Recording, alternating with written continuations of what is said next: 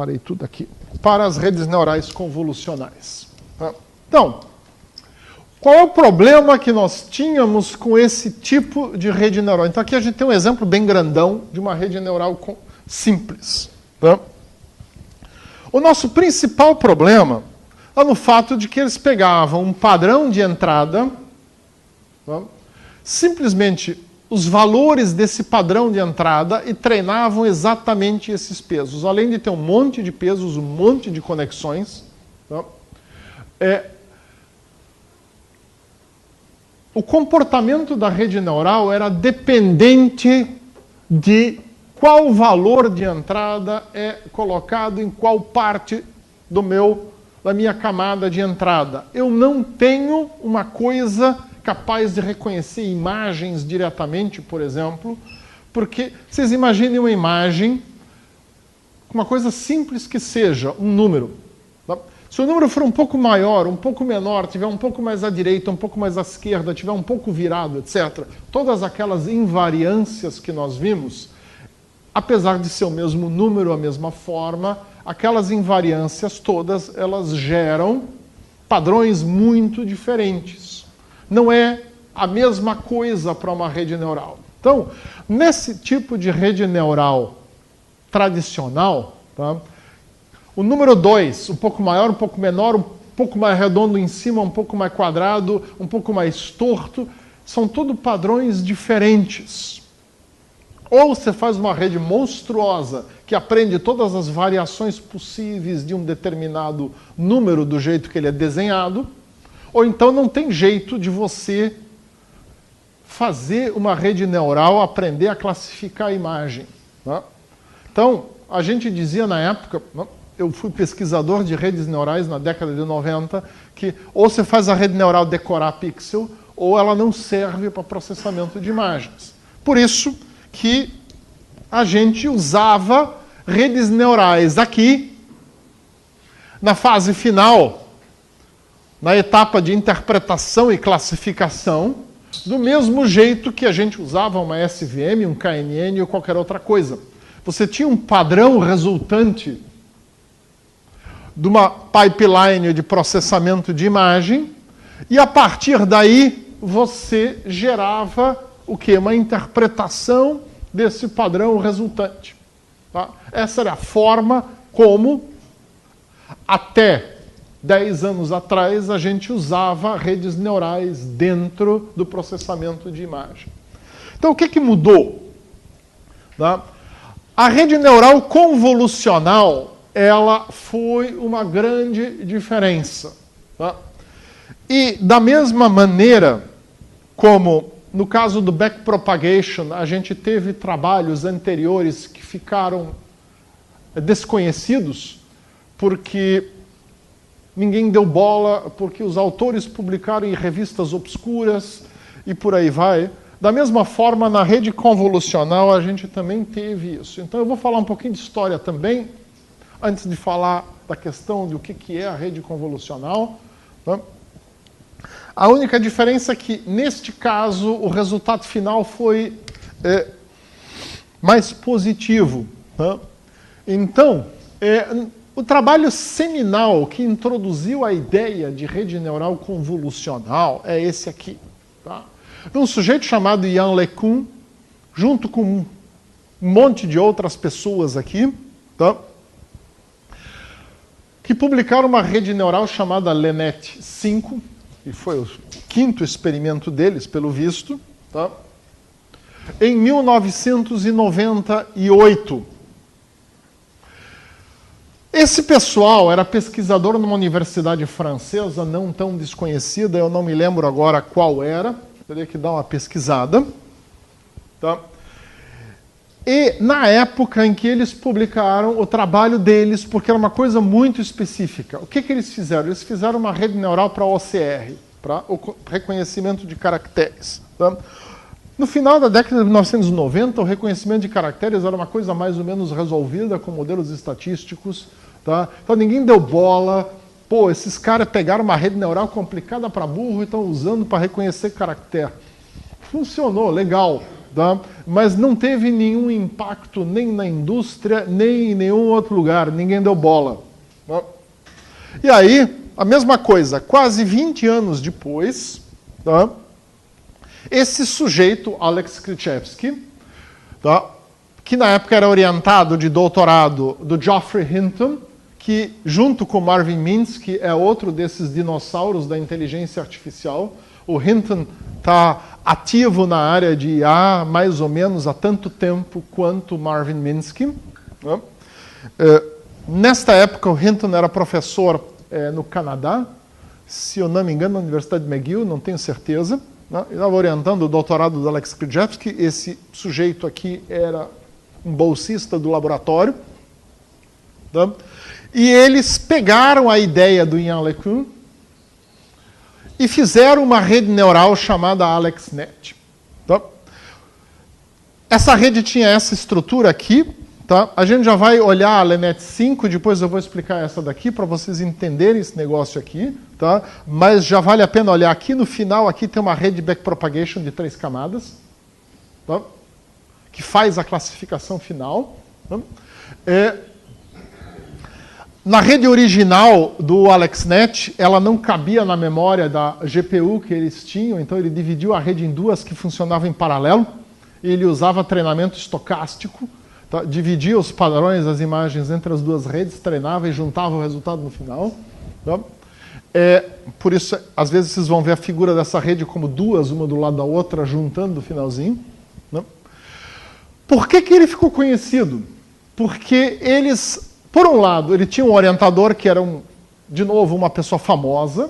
Então, às vezes, quem publica faz diferença. Né? Esse era um pesquisador francês completamente desconhecido na época. Vocês devem conhecer o nome dessa pessoa. Hoje ele é o diretor de IA da Facebook. Tá? Por isso eu digo, isso aqui teve um final feliz, ao contrário dos finlandeses, etc., lá, que caíram no esquecimento da história. Tá? O Ian LeCun teve um final feliz porque ele acabou sendo contratado pela Facebook, mas muito depois disso aqui ter acontecido. Ele passou um bom período de obscuridade onde ninguém deu bola para a pesquisa dele. Tá? Hoje em dia o cara é famoso, o cara cuida de toda a área de IA do Facebook, etc. Mas isso é uma coisa recente. Tá? E hoje em dia todo mundo vai perguntar para ele sobre uma nova ideia de rede neural quando alguém tem. Tá? Mas não foi assim por muito tempo. Tá? O que aconteceu aqui? O Alex Krichevsky, além de ele ter um orientador de doutorado, que era um sujeito famoso, né, ele conseguiu vencer uma competição, que é a ImageNet, que é a competição que ainda hoje é a competição mais conceituada na área de classificação de imagens. Né? A ImageNet tem uma base de mais de 20 milhões de imagens, classificadas em mais de 1000 categorias. Tá? E você tem que, todo ano eles fazem uma competição onde diferentes modelos competem entre si. Tá? Eles entraram nessa competição com a AlexNet e ganharam. Aí todo mundo começou a olhar, o que cacareco é esse que os caras usaram? Aí se tocaram. Tá? Ele pegou um modelo inventado por uns franceses, deu uma adaptada no modelo, fez ele um pouco maior, para caber num computador, ele botou em 2 GPUs, né, e rodou. Isso aqui, se eu não me engano, treinou semanas na época, etc. Né? E com isso, a gente teve, então, o momento do ahá. Do mesmo jeito que o momento do ahá, do backpropagation, foi o fato do David Rumelhart ter publicado na Nature e todo mundo ter tido que ler, não deu mais para ignorar. Tá? Porque mesmo a publicação que ele fez antes na Communications of the ACM, ninguém deu muita bola. Né? A mesma coisa aqui. Os caras nem se preocuparam em publicar isso aqui em alguma revista. Eles foram direto para a ImageNet e ganharam a competição. Tá? Depois disso, praticamente, eu acho que teve um ano que alguém conseguiu vencer com o modelo tradicional ainda. Mas, senão, nunca mais a ImageNet foi vencida por alguma equipe que não tivesse usado um modelo de rede neural convolucional. Tá? Teve a GoogleNet, teve a VGG, teve a Inception e teve a ResNet, que em sequência foram ganhando a competição sempre. Isso, mas 2 modelos, né? Inception 3 e a GoogleNet original, que é a Inception 1. É alguma coisa assim, Então, o que teve de novidade aqui? A ideia, tá, de que eu vou trabalhar com convoluções. Bom, ao invés de eu ter uma rede onde eu tenho uma camada de entrada que me serializa a entrada num tripão e aonde a posição das coisas está fixa, eu tenho que ter um determinado conjunto de valores aqui, senão aquele determinado padrão não vai ser reconhecido. Eu tinha uma situação diferente aqui. Tá? Na convolução eu faço o quê? Eu aprendo, de fato, um operador de convolução, uma matriz de convolução. E isso tem uma grande vantagem, porque essa matriz ela é única. Tá? Eu vou ter muito menos conexões, porque eu vou pegar essa parte da entrada, eu vou ligar com esse neurônio aqui na camada convolucional. O resto da camada convolucional não liga com nada. Então, isso já me reduz enormemente o número de pesos de uma camada para outra.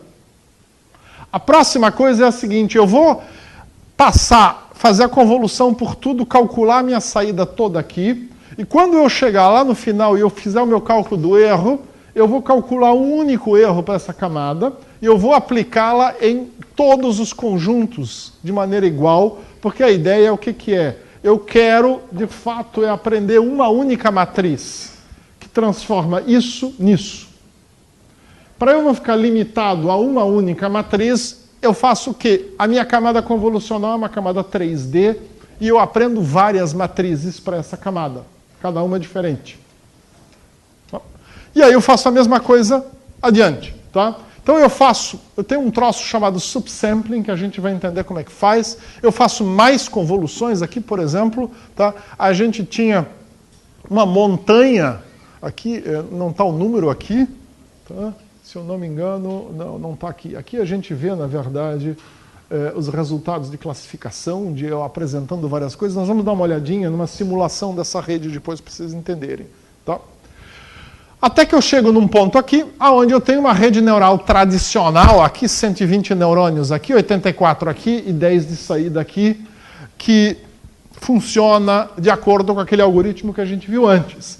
Aqui, eu vou usar o algoritmo backpropagation, mas eu vou usá-lo de uma maneira um pouco diferente. Na prática, eu tenho o algoritmo backpropagation o tempo inteiro.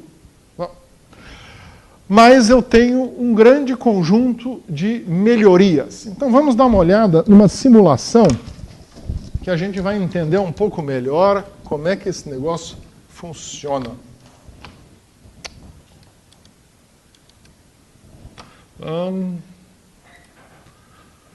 Esta aqui não é uma simulação tão boa, embora aqui a gente veja, tá, o que acontece. Tá? A gente está vendo, por exemplo, para um determinado padrão eu apresento isso aqui, eu convolvo isso com diferentes matrizes de convolução e produzo esses diferentes resultados aqui. Tá? Aí eu vou passar por uma camada backpropagation onde eu uso uma função chamada ReLU e não mais a minha função logística. A gente vai dar uma olhada no ReLU também. Tá? Isso foi uma outra sacação interessante.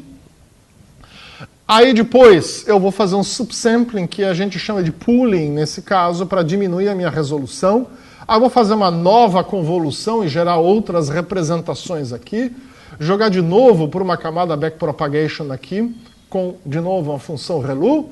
Fazer mais um subsampling e gerar um conjunto de ativações que aí eu vou jogar aqui agora.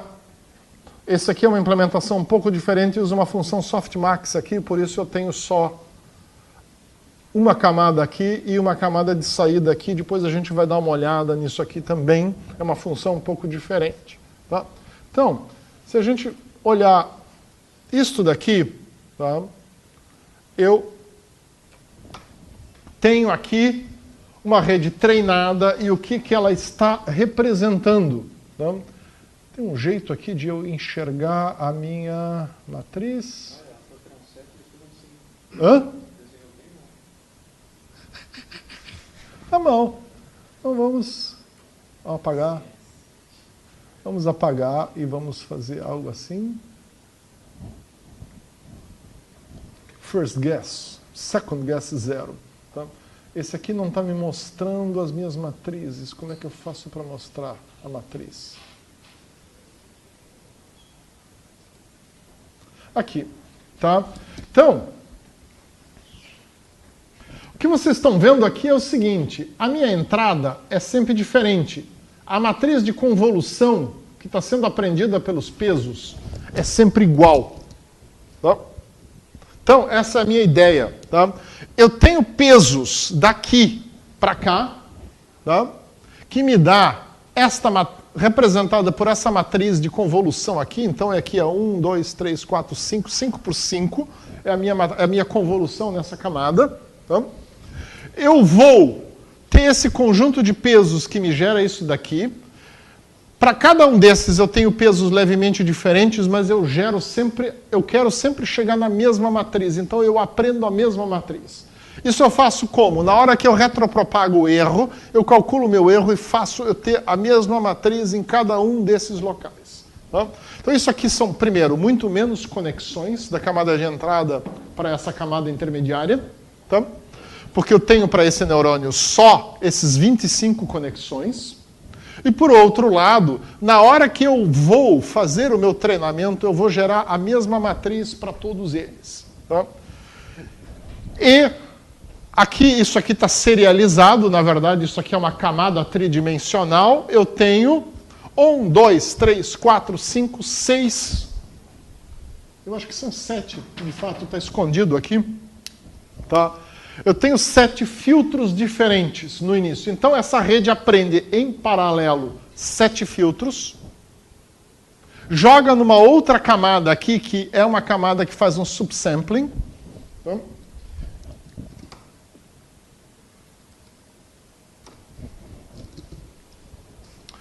Faz um pooling. Depois a gente vai ver exatamente como o pooling funciona. Mas aqui a ideia do filtro é só fazer um subsampling dos dados, pegando a resposta mais forte. Tá? Aqui eu tenho uma camada que a princípio faz o quê? Agora eu estou unindo essas camadas numa. Tá? Eu preciso em algum momento integrar esses filtros todos. Eu faço isso quando eu vou para a próxima camada. Tá? Próxima camada de convolução. Eu pego as entradas de todos, então eu vou pegar uma entrada. Por alguma razão ele não desenhou as outras conexões, mas em princípio é de tudo. Tá? Então eu vou pegar uma entrada que aqui é 7D, 7 por não sei o que aqui. Tá? E eu jogo isso, pegando vários filtros, eu jogo aqui para dentro. Tá? E aí eu aprendo de novo essas matrizes de convolução. Agora tem uma para cada entrada aqui. Tá? Vocês estão vendo que estão aprendendo filtros de convolução diferentes e por aí vai. Tá? Então, aqui tem uma visualização 3D do mesmo negócio. Deixa eu botar o meu 1 fajuto aqui, para a gente ver aqui. Isso aqui a gente pode representar de uma outra maneira aqui. Não sei se é melhor ou se é pior. Vamos ver se eu consigo jogar aqui o meu filtro. Então, primeiro eu consigo, nestas camadas aqui, pelo fato de eu estar aprendendo filtros diferentes, sempre trabalhados de uma maneira diferente, eu posso criar redes com muitas camadas e essas camadas não se tornam redundantes. Na saída, não. Na saída aqui eu vou trabalhar com backpropagation e só faz sentido ter 2 camadas. Tá? Então aqui, isso aqui está modificado e aqui é a camada de saída, perdão. Essa para essa e aí a saída. Né? Uma camada interna aqui, tem essa camada, uma camada de backpropagation de entrada a partir daqui, aí essa camada aqui e aqui a camada de saída, que na verdade me classifica os números aqui, eu tenho a classificação 1. Bom, esse aqui é o modelo geral. Então, o que eu estou aprendendo? Eu estou aprendendo filtros de convolução. Aqui eu tenho esse filtro de convolução. Tá? Lembra um pouquinho aquele filtro de Gabor que a gente viu ali na palestra do Paulo. Tá? Então, a ideia é essa. Tá?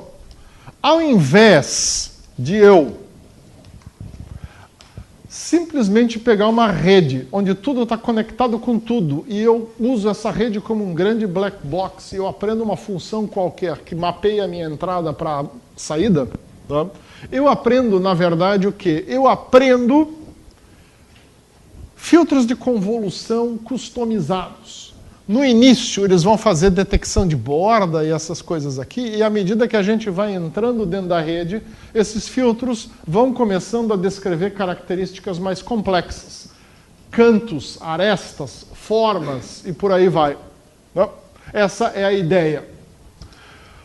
O Yann LeCun, porém, quando ele fez esse primeiro modelo dele, tudo que ele queria era um OCR melhor, que foi o que ele fez aqui. Se ele tivesse vendido isso aqui como uma maneira de você fazer classificação de imagem, provavelmente ele teria tido mais sucesso na divulgação desse trabalho. Tá? Como ele vendeu como sendo um trabalho de OCR, tá? Pouca gente deu bola até que o Alex Krizhevsky e o Geoffrey Hinton descobriram esse trabalho e adaptaram para processamento de imagem e fizeram lá a AlexNet. Muito bem. Vocês querem ver mais um pouco de simulação aqui? Acho que não faz muito sentido, né? Aqui a gente tem outro filtro, ó. Vocês podem ver aqui, ó, eu vou passando o filtro por cima aqui, ó. A entrada muda, mas o filtro que foi aprendido é sempre o mesmo. Tá? Isso aqui me parece ser o quê? Parece ser um filtro de convolução para detectar canto. Aqui a gente tem algo que lembra um pouquinho um filtro de Gabor. Vamos ver esse aqui. Esse parece um filtro sem muito significado. Tá? E por aí vai.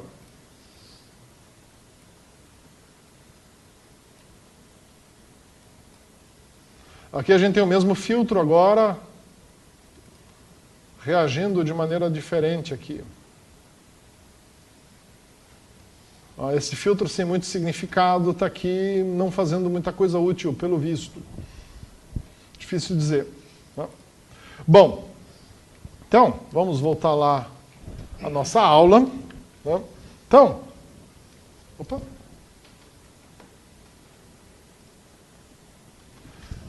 Aqui tem um GIF animado. Tá? Agora eu lembrei. O Yann LeCun, na época, se eu não me engano, ele trabalhava no laboratório da AT&T. Tá? Acho que por isso que ele estava ocupado com... Teria que ver, não tenho certeza. Tá? Bom, o que é a ideia, então, dentro de uma rede neural convolucional? Tá? Você tipicamente vai ter camadas convolucionais onde você entra com uma imagem original, que pode ser uma camada única ou uma camada de várias dimensões aqui. Tá? Se a gente tem várias cores, por exemplo, uma maneira bem naiva, bem ingênua de você tratar, tá, os vários canais de cor é simplesmente eu fazer uma camada tridimensional. Tá? Isso é mais uma prova da robustez das redes convolucionais, porque isso não é necessariamente um mapeamento que faz sentido de um ponto de vista de representação de imagem, mas dá certo. Eu tenho uma camada convolucional que aprende vários filtros. E aí eu tenho aqui um pooling, aonde eu vou gerar mais camadas, que pode ser um número igual ou não aqui, de representações simplificadas. Aí eu vou ter uma nova camada convolucional que me pega o quê? Tá? Vai pegar algo 3D aqui. Ele pega não mais como aqui, aonde eu tinha simplesmente um quadrado da imagem, eu pego agora um paralelepípedo dentro dessa camada e eu integro através desse eixo. Então eu faço uma convolução em cima de um volume que me gera um valor aqui. E aqui eu vou ter de novo várias camadas convolucionais. Dessa maneira eu faço o quê? Eu aprendo filtros independentes. Tá? Aqui. Eu simplifico esses filtros aqui. Eu pego aqui, eu integro esses filtros em novos filtros independentes, que eu aprendo aqui. Novamente, eu simplifico esses filtros, e aí eu vou fazendo isso de novo. Então, a gente tem sempre esse processo. Eu aprendo um conjunto de filtros, eu simplifico os filtros, eu integro esses filtros com uma convolução que agora ela é tridimensional, gerando novos filtros. Eu simplifico de novo e por aí vai. A ideia é que você vai caminhando. Então, na verdade, assim, eu estou reproduzindo aquela minha pipeline de começar lá por simplificar a imagem com filtro, tá? E indo para uma representação de modelos de características. A diferença é que tudo isso aqui é conexionista. Eu não tenho uma representação simbólica pelo meio do caminho. Na prática, eu espero que aqui na última camada eu tenha só características de alto nível de coisas da imagem. Tá? E aí eu posso pegar e treinar um classificador para essas características, para esses features. E esse classificador pode ser uma rede backpropagation padrão, como pode ser uma rede backpropagation usando uma função softmax, que me permite eliminar uma camada. A gente vai ver isso direitinho daqui a pouco, quando a gente dá uma olhada nessas funções. Tudo claro até agora? Novamente, falando o que eu disse antes, a ideia é uma explicação de alto nível, só para vocês entenderem como funciona. A gente não vai entrar em detalhes do algoritmo, apesar de que vocês viram lá, mas no começo da nossa disciplina, como uma convolução funciona. Né? Na morfologia matemática, ou não seja o que for, isso aqui não é diferente. Tá? É o mesmo algoritmo. Então aqui a gente tem um exemplo da nossa camada convolucional. Tá? Uma camada convolucional, tipicamente, ela vai perder um tamanho, a não ser que eu faça um padding, que é eu jogar uns dados do lado. Aqui, na verdade, eu estou fazendo isso, a minha imagem é aqui. Eu joguei uma linha e uma coluna de zeros para eu não perder resolução aqui na camada convolucional. Eu não preciso fazer isso, eu posso também partir da premissa de que eu vou perder a resolução. Tá? Então, para esta camada inteira, o que é aprendido é essa matriz de convolução. Isso se reflete depois do quê? Nos pesos deste neurônio para esse espaço aqui, deste neurônio para este espaço aqui, e por aí vai. Tá?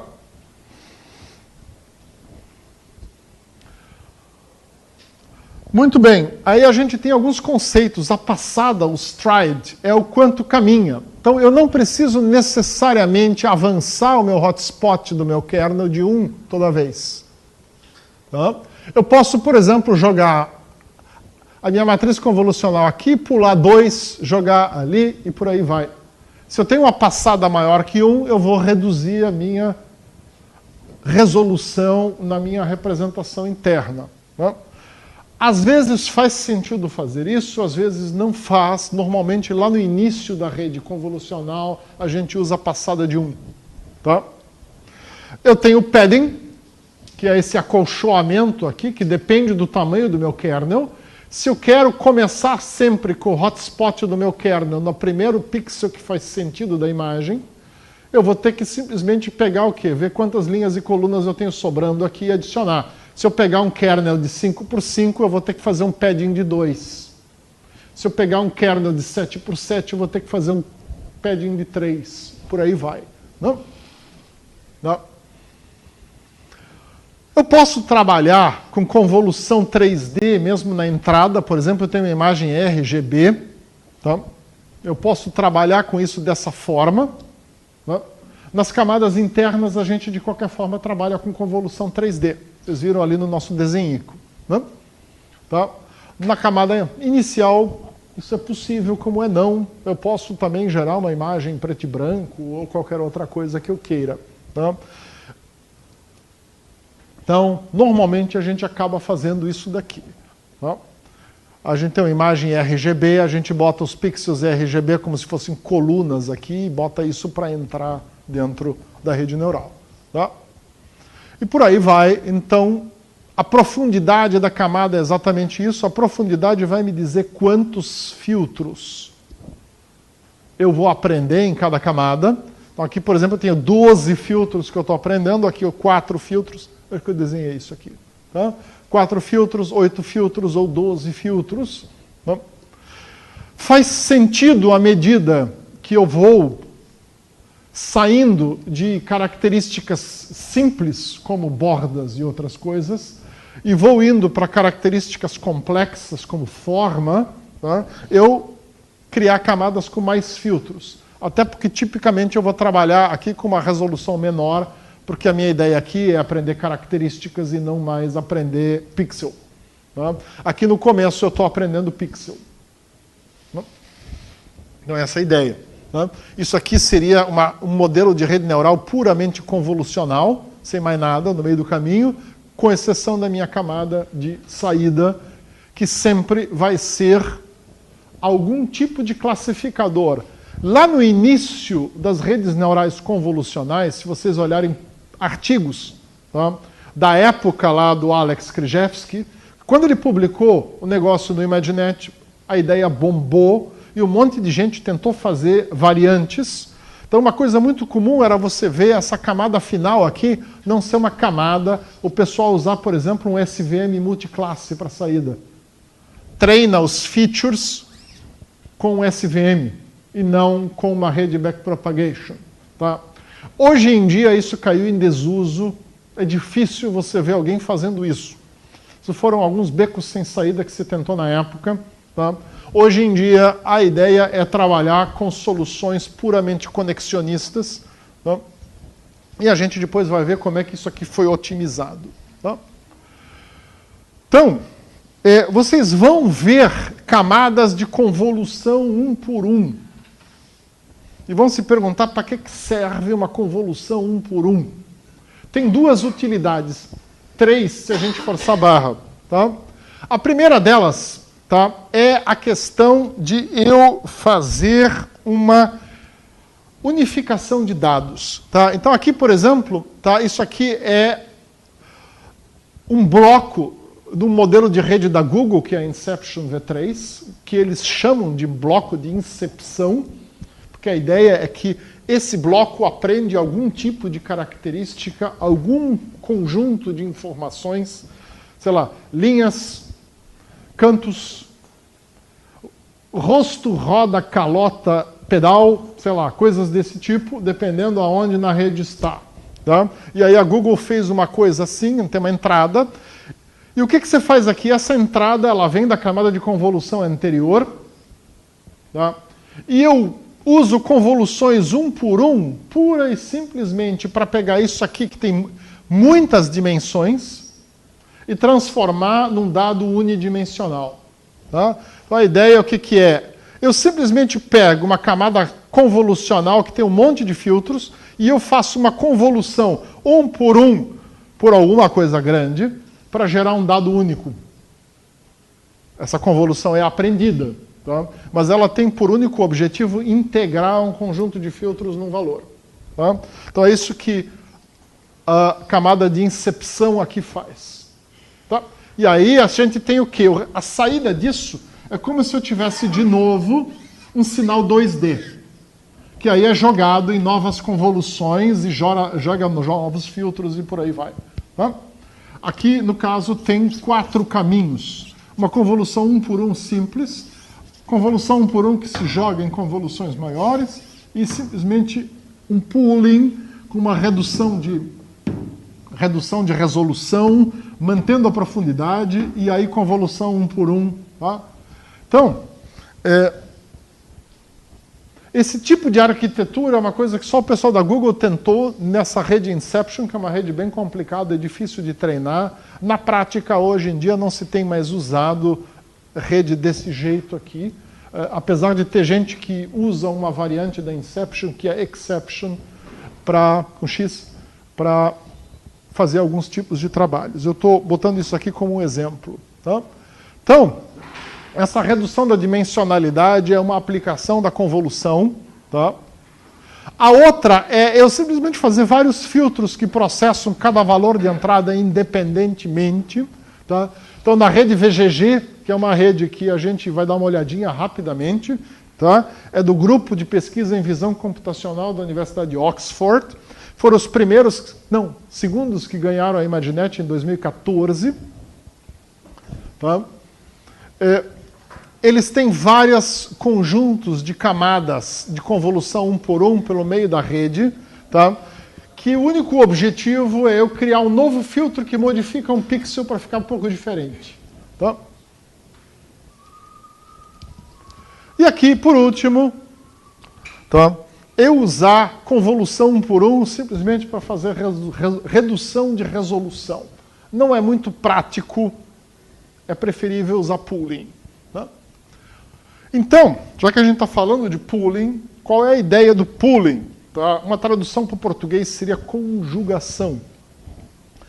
A ideia do pooling, o que é? Eu vou reduzir a resolução da minha representação, porque eu digo que nesse momento em que eu cheguei aqui, está redundante.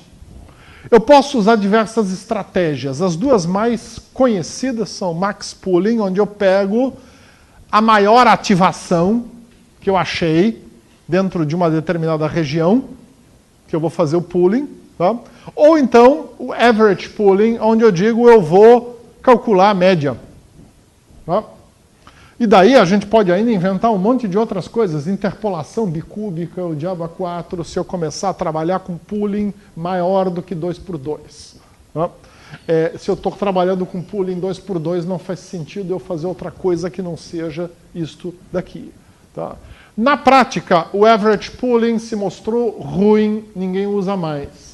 Max pooling, por outro lado, é uma estratégia interessante, aonde eu reduzo uma resolução da saída de uma camada convolucional, pegando simplesmente regiões e pegando a maior ativação daquela região e passando essa ativação adiante, ignorando as outras. Tá? Então, quando vocês veem camadas de pooling, é isso que ela faz. Tá? Ela simplesmente ignora dados. Tá? Então, vocês veem aqui, por exemplo, eu tenho max pooling daqui para cá, tá? Dessa camada convolucional para essa. Eu tenho outro max pooling dessa camada convolucional para essa. Mas aqui, por exemplo, eles mantiveram a resolução de 13 por 13. Aqui também mantiveram a resolução de 13 por 13. Então a gente tem, no AlexNet, tá? Ele tem as 3 últimas camadas convolucionais, elas não têm redução de resolução. Tá? Agora, aqui sim, ele faz dois passos de redução de resolução. E aqui a redução de resolução ela é automática em função da minha convolução, de como que ela é executada, porque eu estou trabalhando com uma passada de 4. Então eu divido a minha resolução por 4 simplesmente porque eu uso um stride de 4. Bom, muito bem. Um outro conceito que a gente tem é o abandono de neurônios ou dropout. Tá? Esse conceito, ele é um conceito já mais antigo. Tá? Ele vem lá das redes neurais tradicionais, aonde a gente fazia dropout de conexões. Tá? Quando você, num determinado momento, tá, do treinamento, você percebia que uma determinada conexão estava com valor próximo de 0, fazia várias épocas, você simplesmente jogava fora essa conexão. Tá? Era uma forma da gente simplificar a rede e tirar fora coisa que não estava mais contribuindo para o aprendizado da rede e deixava o treinamento mais eficiente. Tá? Por outro lado, monitorar as variações de todas as conexões também gastava memória. Mas é um processo que se fazia. Esse conceito vem dessa época. O dropout, como ele é usado dentro da rede neural convolucional, porém, é um conceito um pouco diferente. A gente joga fora neurônios, mas a gente não joga fora o neurônio de uma forma permanente. O que nós vamos fazer? A ideia qual é? Eu olho neurônios que têm pouca ativação e eu, aleatoriamente, tiro eles fora do meu cálculo, tá? Numa determinada época.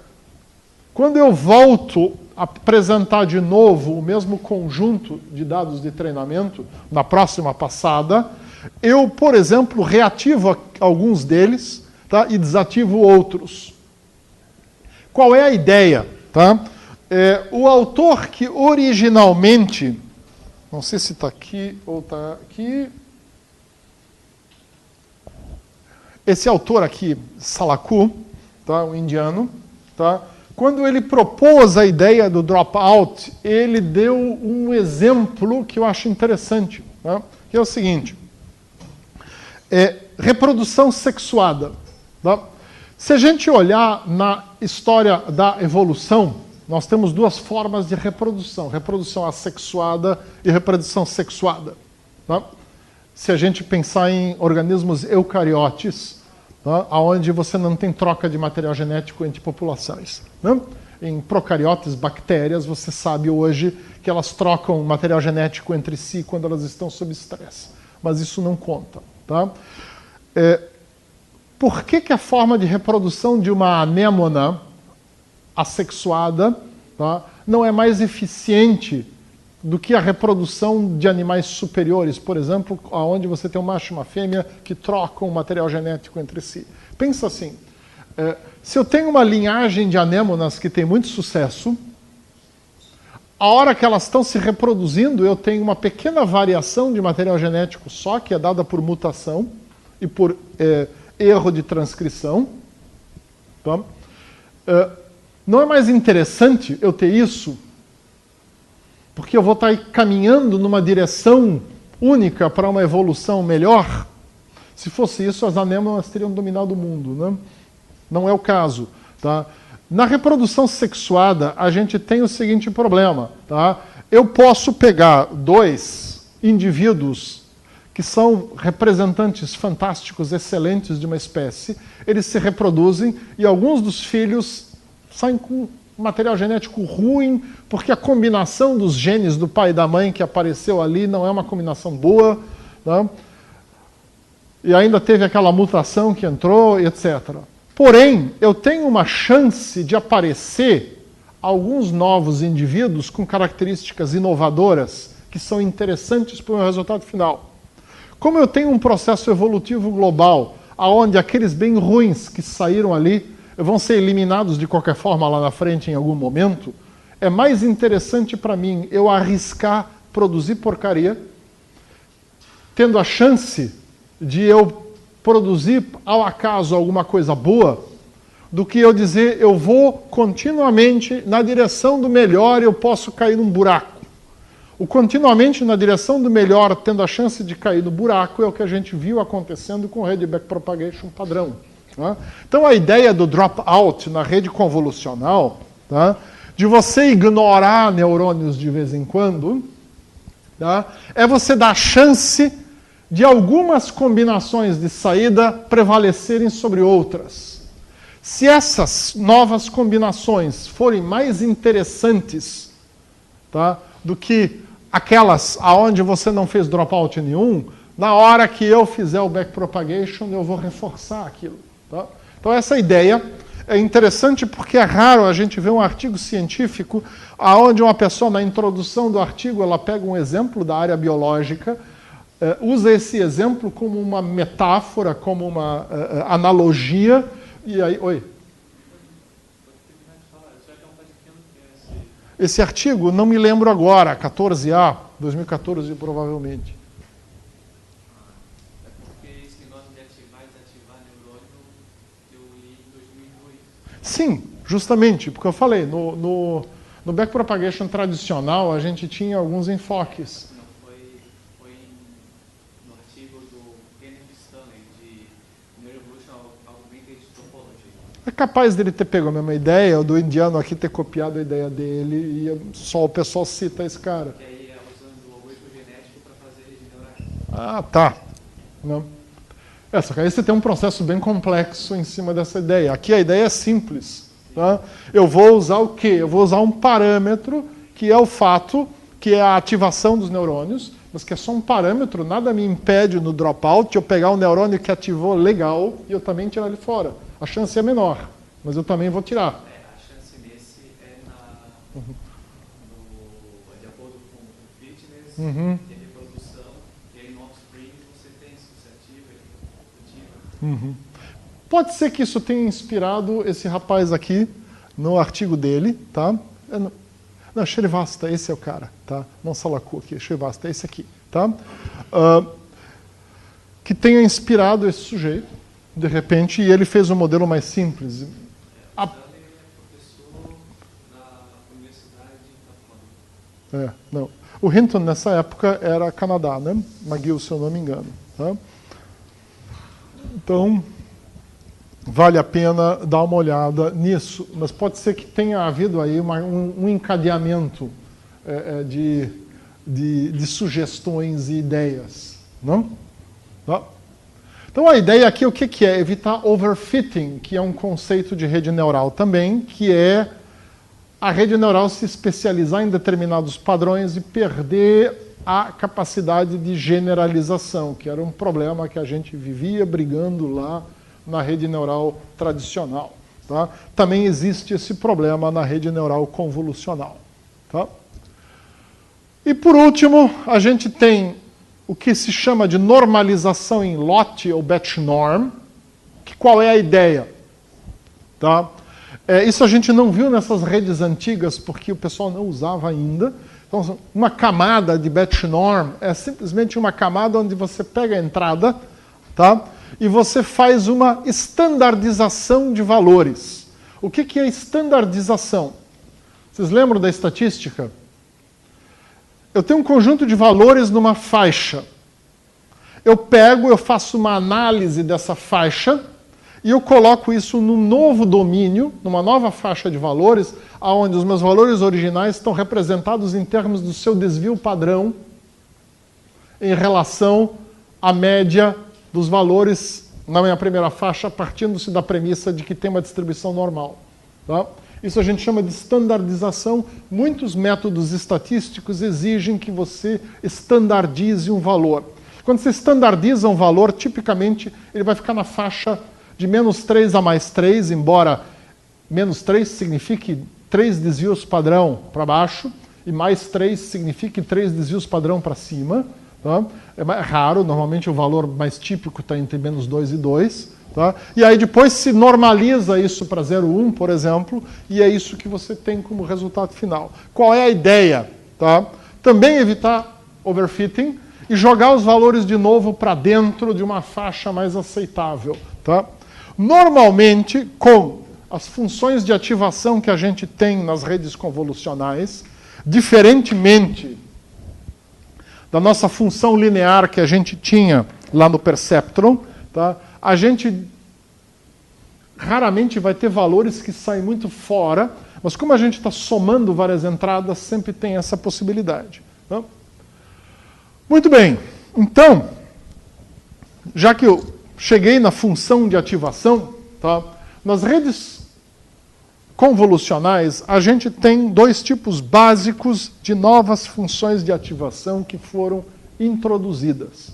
Tá? A primeira delas é a unidade linear retificada, ou ReLU, e a segunda é a função exponencial normalizada, ou softmax. A softmax é uma coisa que já se usava na estatística e em outras coisas, simplesmente se viu que é uma função de ativação interessante para redes neurais e passou a ser usada aqui. O ReLU é uma coisa bem específica de rede neural convolucional. E a gente vai começar por ela. Tá? Então, vocês lembram que antes, quando eu falei do Rumelhart e do McClelland, eles argumentam no artigo deles, a gente precisa de uma função quase linear que tem as seguintes características. Monotônica crescente, ou seja, ela é contínua e cresce o tempo inteiro, e quando ela não cresce, ela é constante, embora essa aqui não seja constante nunca, né? Tá? E ela tem que ter um limite inferior e um limite superior. Né? São duas características importantes, senão o backpropagation não funciona. Né? Bom, durante muito tempo se usou funções com essa cara aqui, da função logística ou da tangente hiperbólica. Né? Na tangente hiperbólica, eu tenho o meu zero passando aqui. Tá? Então, a hora que a gente vai para as redes neurais convolucionais, onde eu não tenho mais milhares de conexões, eu tenho milhões de conexões, né? Eu passo a ter um problema, porque o cálculo dessa função é um cálculo caro. Né? Por que não tentar fazer uma função que tenha um comportamento mais ou menos equivalente, mas seja mais barata de calcular, e aonde eu consiga, de alguma maneira, fazer uma acrobacia para eu ter uma derivada parcial. E aí veio a sugestão da ReLU. Tá? A ReLU é uma função que tem, a princípio, uma quebra. Tá? Ela não é uma função teoricamente derivável, mas ela é derivável parcialmente. Eu tenho um pedaço linear, isso aqui é um teto, o valor não vai adiante. Tá? E aqui eu tenho também um piso, o valor não vai adiante para cá, nem no sentido do domínio, nem no sentido da imagem da função. Tá? Então, ela é feita para, inclusive, eu trabalhar com valores estandardizados, menos 4 a mais 4. Tá? Qual é a vantagem de eu usar essa função? Ela é óbvia. Eu tenho aqui uma transformação linear muito simples. Ao invés de eu ter lá, de eu ter que calcular um exponencial, eu calculo simplesmente uma multiplicação, e aqui ela é constante. Tá? Aqui o valor de entrada é igual ao valor de saída. Acabou. Tá? Então, ela é muito mais fácil de calcular. Eu preciso reescrever o meu backpropagation, tá? Basicamente como duas coisas, mas eu consigo representá-lo. Tá? Então, o pessoal mostrou que isso daí pode ser equivalente a isso daqui em termos práticos, com a vantagem que o custo computacional disso aqui é estrondosamente menor. Tá? Então, em neurônios padrão, ao invés de eu usar isto, nas redes convolucionais passa-se a usar isto daqui. Tá? Existem variações dessa função. Eu vou mostrar algumas para vocês aqui. Tá?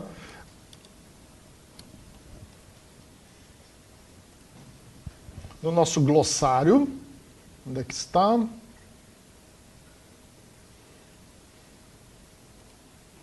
Tá? Então, nós temos o ReLU, e aí tem variações. Tem esse ReLU com vazamento, que é o leak ReLU, tá? Que eu tenho uma reta aqui, e eu tenho aqui já uma coisa que já não tem mais a vantagem do ganho de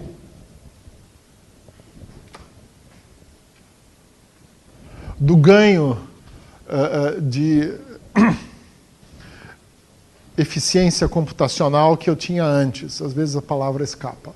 Tá? Porque eu tenho essa curva aqui embaixo. Tá? Mas são variações que vocês vão ver artigos discutindo, etc. Na prática, a gente usa isto daqui para as camadas convolucionais em geral. Tá? Vocês viram ali os exemplos que eu passei para vocês antes de camadas. Tá? Então, existe uma exceção nisso. Tá? Então, isso aqui aumentou enormemente a eficiência das redes, tá? Sem uma grande perda na capacidade de representação. E a outra é a softmax, que se chama de função exponencial normalizada. Qual é a ideia? Quando eu produzo uma saída na minha camada de saída, tá? Eu gostaria de representar essa saída como uma probabilidade. Tá? Então, a função softmax, ela vai fazer o quê? Ela pega camada backpropagation final e simplesmente faz uma transformação nesse valor que me gera um novo vetor onde a soma é 1. Isso é uma pseudo-probabilidade. Tá? Às vezes a gente vê artigos onde o pessoal diz isso aqui é a probabilidade de que seja classe tal. Tá? Eu acho arriscado você falar isso, tá? Porque essas ativações que você tem aqui não são probabilidades. Então dizer que eu pego e faço uma operação em cima disso e transformo isso numa probabilidade é um chute muito grande. Tá? A ideia é só eu ter um conjunto de pseudo-probabilidades aqui que me digam mais ou menos agora com uma certeza de 0,46 é gato, com uma certeza de 0,34 é cachorro e com uma certeza de 0,2 é, sei lá, onça. Tá? Alguma coisa desse tipo. Tá? Então essa função é essa daqui. Tá? Como eu falei para vocês, a gente não inventou isso aqui nas redes neurais convolucionais, isso aqui é uma função que já vem há um tempo existindo, e ela é útil nesse caso aqui justamente para eu poder expressar valores quaisquer, tá? Ele vai pegar o conjunto de valores e vai jogá-lo numa nova escala, que é uma escala 0 a 1, usando essa transformação aqui, tá? Tá? Então aqui está se falando em probabilidade categórica.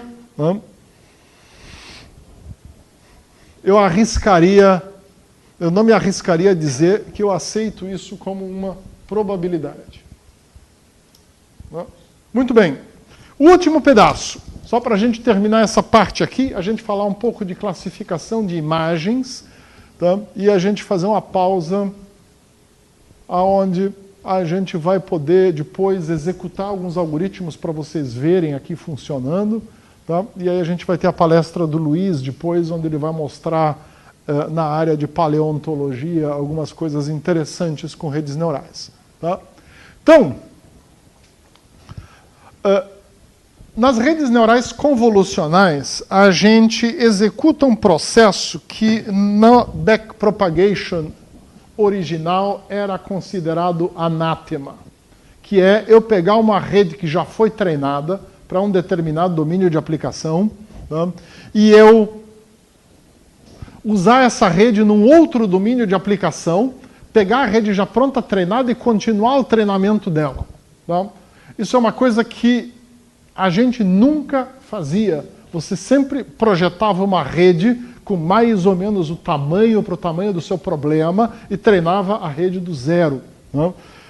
Porque na prática, quando você tentava com aquelas redes simples, você tentava retreinar uma rede para uma outra coisa, dava sempre estrondosamente errado.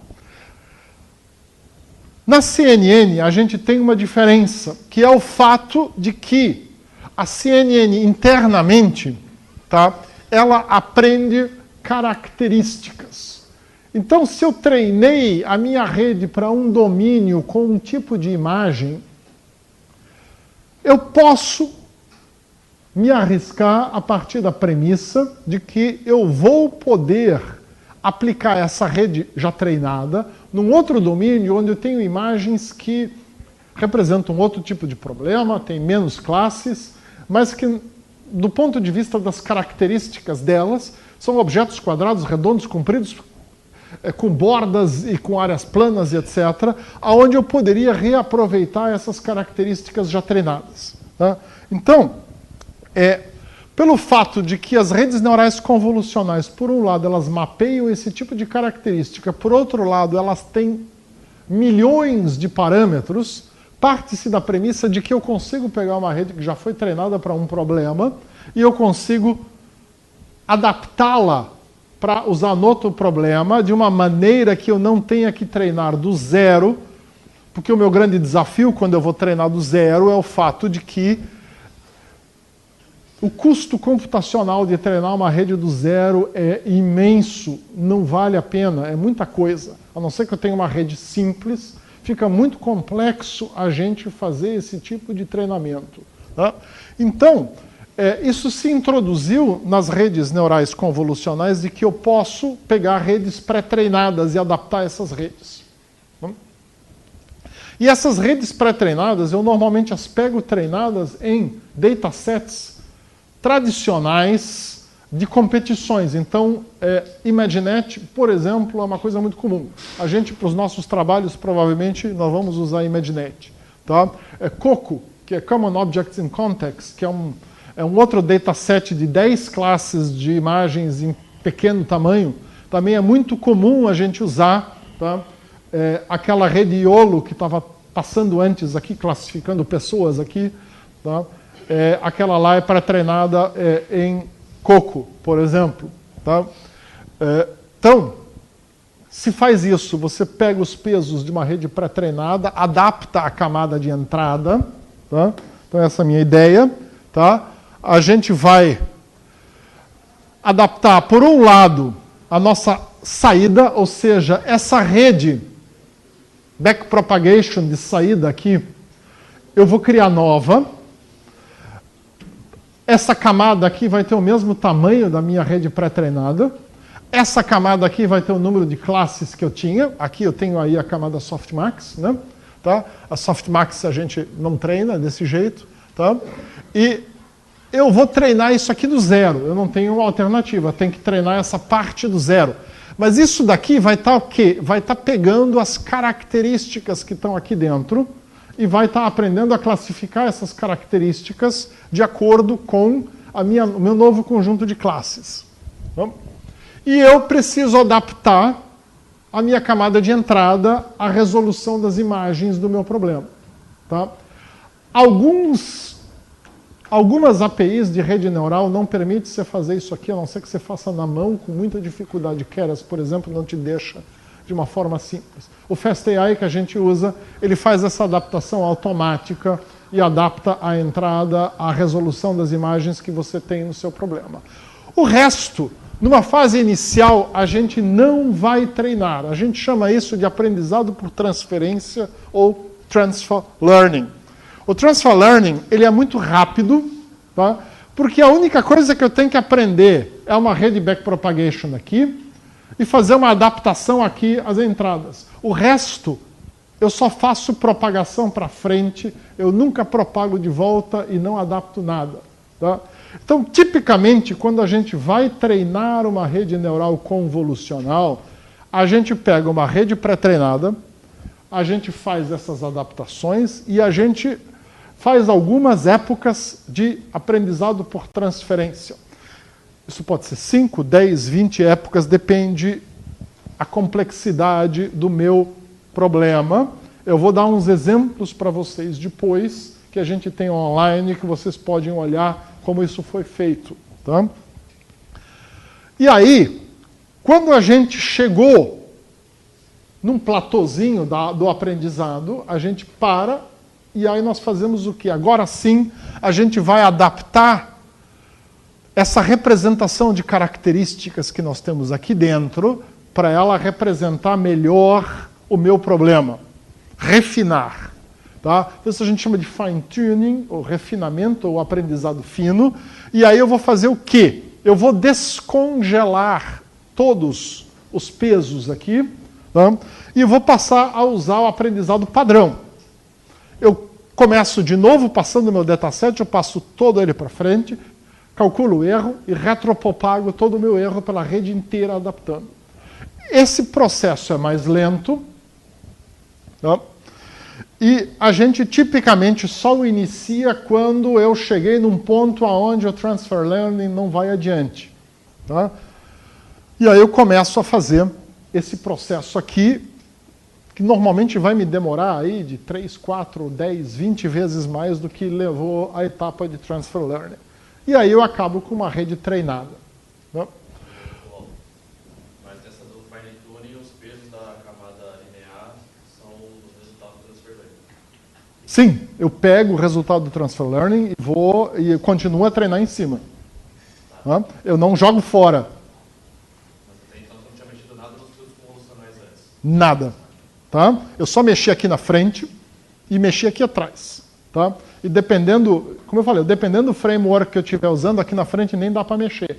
Tá? Eu tenho que mudar a resolução da minha imagem para adaptar para a rede que eu estou usando. Né? Tá? Ou não, dependendo o que for o caso do meu problema específico. Tá? Muito bem. Então, dúvidas, perguntas sobre isso? Deixa eu mostrar, então, duas coisas para vocês aqui. Tá? E aí a gente vai falar um pouquinho de classificação de imagens. Eu acho que a gente deixa a pausa para depois. Né? Vamos aqui diretamente para o que eu tinha aqui. Deixa eu ver aqui. Isso aqui não é a disciplina. Se vocês forem na nossa página aqui, em tutoriais, tá? Vocês vão encontrar alguns exemplos. Primeiro, tem aqui um tutorial como é que você trabalha no FastAI, caso você não tenha tempo para você começar e terminar, continuar um treinamento no outro dia, etc. Isso daqui Deixa eu aumentar aqui para vocês enxergarem. O Luiz daqui a pouco vai falar, é o trabalho de doutorado dele. Tá? Aqui a gente tem um exemplo de segmentação semântica usando o TensorFlow. Isso aqui é um exemplo para a próxima aula. E aqui nós temos dois exemplos que são exemplos de classificação de imagem bastante bem explicados, com notebooks, etc., tá? Que vale a pena vocês darem uma olhada. Tá? Isso está publicado no Towards Data Science, mas a gente explica todo o processo. É uma recapitulação de um monte de coisas que eu falei aqui, tá? Com exemplos, com notebook e com dataset para vocês testarem. Tá? Sugiro darem uma olhada em casa. Tem uma discussão e uma comparação, inclusive, do que a gente fez aqui com outras coisas que nós tínhamos feito em outros lugares, etc. Isso aqui são lâminas de microscópio para malária. Tá? O outro exemplo aqui é para imagens de dermatoscopia.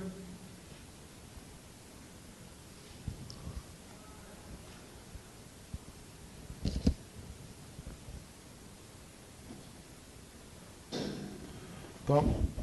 Mesma coisa, mesmo processo. O que eu vou mostrar para vocês é um exemplo que eu vou rodar aqui no FastAI. Tá? Daqui a pouquinho a gente vai dar uma olhada. Esse notebook está lá no GitHub que eu passei para vocês. Está também na coleção de coisas do Jeremy Howard. Daqui a pouquinho a gente dá uma executada nele. Tá? Eu antes só quero voltar aqui ao nosso Deep Learning glossário, tá? Porque eu gostaria de dar uma passadinha em alguns modelos de redes neurais convolucionais. Tá? Então, eu não preparei uma aula específica sobre classificação de imagens, porque classificação de imagens é a aplicação direta daquilo que eu falei até agora. Tá? A detecção de objetos e a segmentação semântica que a gente vai ver na semana que vem, elas usam modelos de redes neurais modificados. Tá? Mas a classificação de imagem é exatamente isso que nós vimos. Então a gente não precisa de uma aula. Tá? Antes só de mostrar aquele notebook, eu vou falar de alguns modelos de rede neural. Tá? Então a AlexNet nós já vimos aqui. Tá? Ela é simples no sentido de que ela tem apenas camadas convolucionais, camadas de max pooling e 3 camadas backpropagation padrão. Tá? Nós temos a VGG, que é, como eu falei para vocês, tá? É a rede neural que foi usada pelo grupo de pesquisas em visão computacional da Universidade de Oxford. Ela tem vários modelos, mas ela basicamente é uma rede em pipeline, tá? Onde você vai ter conjuntos de camadas convolucionais seguidas por camadas de pooling, tá? Sempre em sequência. Tá? No início ela trabalha com 2 camadas convolucionais e um pooling, e depois ela passa a usar 3 camadas convolucionais e um pooling, e no final ela usa uma rede de backpropagation de 3 camadas de novo. Tá? Então, essa rede foi famosa porque ela é considerada uma rede que é capaz de aprender de uma maneira progressiva características, features, cada vez mais abstratos. A gente vê muitas aplicações médicas para classificação de imagem na área médica, onde o pessoal usa essa rede por causa disso. Tá? Ela é uma rede lenta de você treinar, porque ela é uma rede com muitas conexões. Tá? Então, não é uma ideia tão boa hoje em dia a gente continuar usando esta rede. Tá? Você também vai estar limitado ao tamanho 244 por 244, que é o tamanho de entrada dela, tá? E que ela usa aqui. Uma outra rede, eu não vou falar na ResNet, eu vou falar aqui primeiro na GoogleNet, ou Inception V1, tá? Porque aqui a gente tem uma coisa interessante. Teve dois... Né? Em 2012, o Alex Krizhevsky venceu com a rede dele. Tá? Em 2013, não teve nenhuma rede neural que venceu o ImageNet. Foi um pessoal com um método clássico. E aí, em 2014, nós tivemos quase que um empate entre essa VGG e a primeira rede da Google, tá? Que é a Inception V1. Aqui a gente tem um desenho dela toda. Tá? Essa rede, além daqueles blocos de incepção que eu mostrei para vocês, aqui vocês veem os blocos aparecendo, né? Vários blocos de incepção. A ideia é que cada bloco é um nível de abstração superior. Tá? Ao construir a rede, o pessoal da Google se tocou de que essa rede era praticamente intreinável pela quantidade de camadas, etc. E aí eles resolveram pegar e fazer uns atalhos aqui, onde eles usam para calcular. Tá? Então a função de perda deles, o erro, ele é calculado uma vez aqui, uma vez aqui e uma vez aqui. Eles têm 3 erros que eles depois, na retropropagação, vão unificando. Tá? Isso torna esse modelo de rede um modelo bem assimétrico. Tá? A forma da descrição do modelo de erro dela também é uma descrição não muito bonita. Tá? Na época que a Google apresentou esse modelo, muita gente achou fantástico, ele fez um certo sucesso. E como eu falei para vocês, hoje em dia nós temos essa nova Inception aqui, aonde eles abandonaram aqueles atalhos a não ser um, tem só um atalho, tá? Mas por outro lado ela tem um monte de caminhos em paralelo aqui. Né? Então essa aqui é a versão 3. Essa versão na forma de exception, ao invés de IN, tem um X aqui, tá? Que é um pouquinho alterada, ela é usada dentro de outros modelos, segmentação semântica e outras coisas. Tá? Eu não me lembro, a Inception V3, ela chegou a vencer o ImageNet ou não, eu não me lembro mais. Bom, o que para nós é interessante? Para nós é interessante a gente dar uma olhada nesta rede aqui, tá? A ResNet. Em primeiro lugar, porque a rede que eu uso para os meus exemplos, ela é uma rede bem flexível. No FastAI, que é o que eu sugiro vocês usarem, vocês vão encontrar um monte de modelos prontos. E lá na aula do Jeremy Howard do FastAI, acho que eu passei o link para vocês, se não, vai estar nas páginas aqui. Tá? Existe, além disso, uma boa explicação da ResNet. Tá? E eu quero ir para a página de classificação de imagem para a gente dar uma olhada. Da Universidade de Stanford tem a aula 9 da disciplina de visão computacional deles, onde se fala dessas diferentes arquiteturas. Vale a pena vocês darem uma olhada aqui. Tá? É uma disciplina interessante. Tá? Quem dá a aula são esses 3 estagiários de docência, entre mentes eles são pós-doutores, todos eles. Tá? A Serena Young, ela tem feito bastante pesquisa na área, uma coreana, tem feito bastante pesquisa na área de redes neurais convolucionais. Quando eles deram essa aula há 2 anos atrás, 2 ou 3 anos atrás, a gente percebe que eles eram estagiários de docência, a didática deles não é muito boa, mas vale a pena vocês darem uma assistida na aula. Tá? Muito bem. Onde é que eu quero chegar? Eu quero chegar na página de Deep Learning para a gente ver aqui as redes de... Então aqui, ó, esse é um desenho que eu tenho no início de todas as páginas. Tá?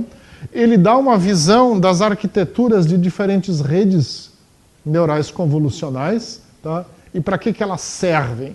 Então hoje a gente está falando desse pedaço aqui. Tá? Muito bem.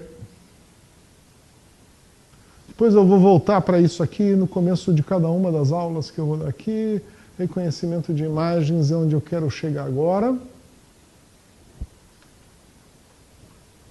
Porque aqui tem uma boa explicação Aqui tem uma explicação em detalhes da AlexNet, se vocês quiserem. A AlexNet original, que era dividida em duas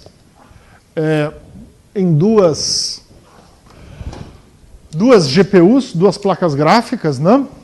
Ele treina os filtros convolucionais de forma independente. Tá? Então, o dataset aqui é apresentado uma vez e aqui você tem diferentes conjuntos de filtros que são feitos. E o que acontece aqui? Tá? O resultado disso daqui é jogado nas duas redes neurais backpropagation padrão, que são treinadas como backpropagation estocástico. Tá?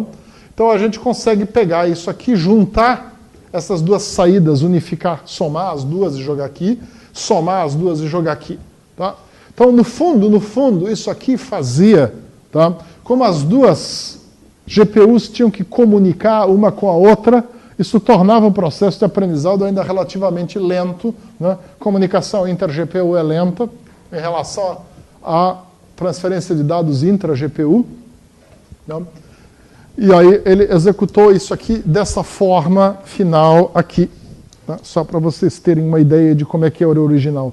Hoje em dia, tá? Vocês vão achar implementações de AlexNet em praticamente todos os frameworks, Keras, PyTorch, etc. E as implementações são sempre com uma rede sequencial só. Tá? Ninguém vai te oferecer essa implementação aqui. Ela só existia dessa maneira porque aquela GPU não tinha memória para isso. Tá? Então eu queria chegar aqui na...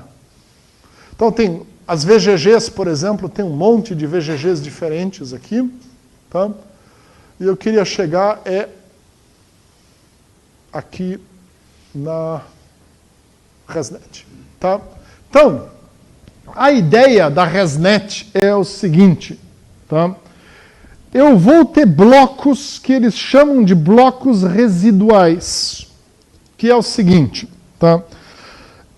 O pessoal que desenvolveu a ResNet, ele afirma o seguinte: um problema que a gente tem nas redes neurais profundas, tá? Que é o problema que a Google experienciou, e por isso eles fizeram aquele atalho, tá? É o problema dos gradientes evanescentes. Tá? Então, isso é um termo que eu não coloquei na apresentação, vale a pena vocês...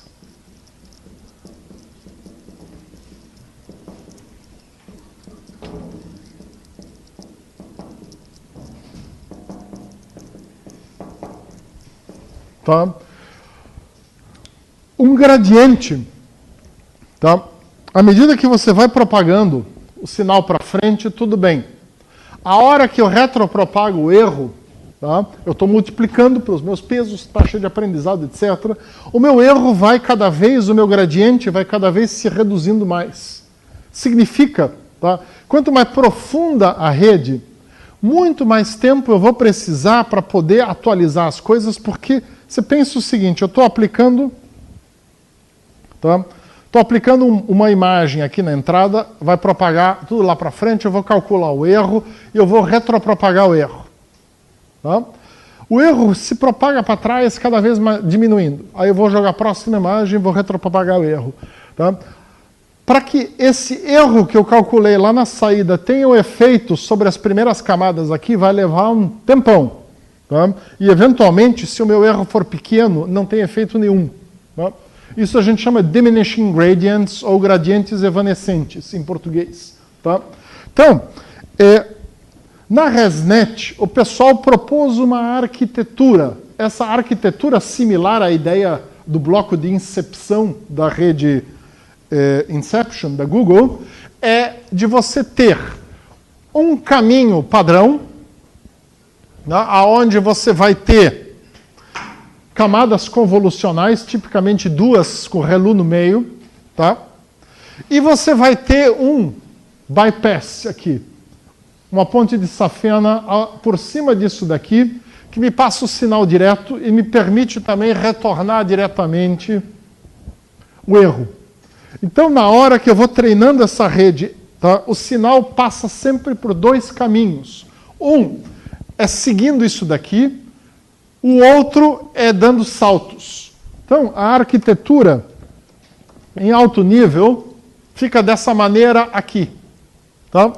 Eu sempre vou ter uma parte do sinal dando saltos, tá?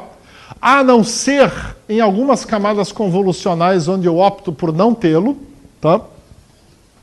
E na hora que eu retropropago o erro, eu vou propagar o erro por aqui, usando os pesos das conexões, inclusive, para adaptar.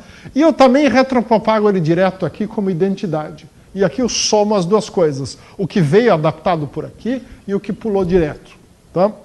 Isso faz com que a minha perda de gradiente, quando eu retropropago o erro, seja muito, muito menor. Tá? Isso faz com que eu possa criar redes residuais muito, muito profundas. Então, tipicamente, uma rede residual de 34 camadas, tá? Ela tem essa cara aqui, ó. É uma rede... Não é nem essa cara aqui, é essa cara aqui. Se eu empurrar isso aqui adiante, e o meu browser não está contribuindo. Se eu clicar aqui, a gente vê o desenho todo. Tá? Então, tá? Com isso, eu consigo fazer uma rede profunda. Por exemplo, comparado com uma VGG19, tá? Eu vou ter aqui muito mais camadas convolucionais que me permitem fazer uma abstração muito melhor de todo o processo do que eu tenho aqui. Tá? E, ao mesmo tempo, eu consigo fazer um retorno do meu erro com menos perda para cá. Tá? Então, as ResNets, elas se permitem treinar com uma taxa de aprendizado muito mais alta. Tá? Elas normalmente têm menos perda, oscilam menos, e você pode fazer redes muito mais profundas. Então, lá na arquitetura padrão, original, sugerida pelos autores da ResNet, eles sugerem desde ResNet de 18 camadas até ResNet de 152 camadas, que é uma rede extremamente profunda. Tá? E tem mais uma vantagem. Tá? Existe uma pesquisadora chamada Leslie Smith, que ela, pegando essa ideia aqui, ela sugeriu uma estratégia de otimização de hiperparâmetros de treinamento que funciona bem com as ResNets, aonde você dinamicamente, durante o aprendizado, ajusta a taxa de aprendizado e ajusta o momento, né? A velocidade com que eu vou andando para frente. Tá? Com isso, tá?